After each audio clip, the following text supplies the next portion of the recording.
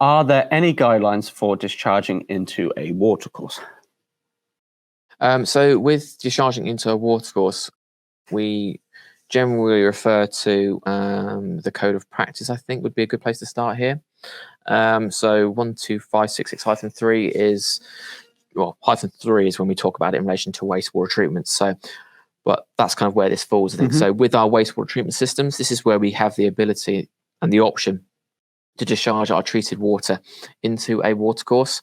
We generally allow up to 5 meters cubed. So if you've got a wastewater treatment system which is discharging less than 5 meters cubed, our wastewater treatment system can go directly into that without permits. If the volume of water from the treatment plant exceeds this, you generally have to get a permit of discharge just to the potential impact you could have on the environment for discharging that amount of water.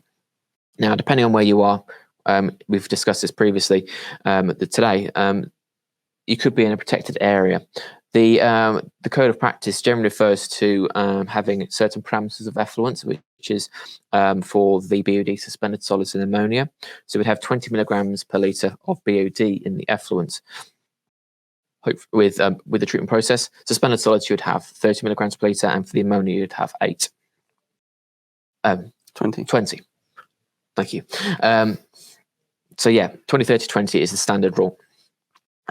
You may have certain projects where you have these protected zones which you may get called for slightly better parameters of effluent, in which case most treatment plants will have better quality of effluent. If you generally refer back to their PIA certification, which is the EN certification in Europe, you can actually see what the 3 parameters are being achieved by that domestic wastewater treatment system quite easily.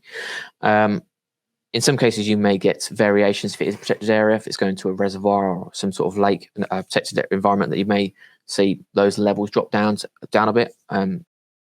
It could be that you may look at various other treatment parameters like the nitrogen and the phosphorus as well, in which case we would start talking about adding on additional modules to basically, onto our system, certainly, to basically really target down and get those levels lower. But in most cases, 20, 30, 20 is perfectly adequate. If we can achieve that from the treatment plant and it's less than 5 meters cubed of discharge per day, we can do our treatment plant directly into a watercourse.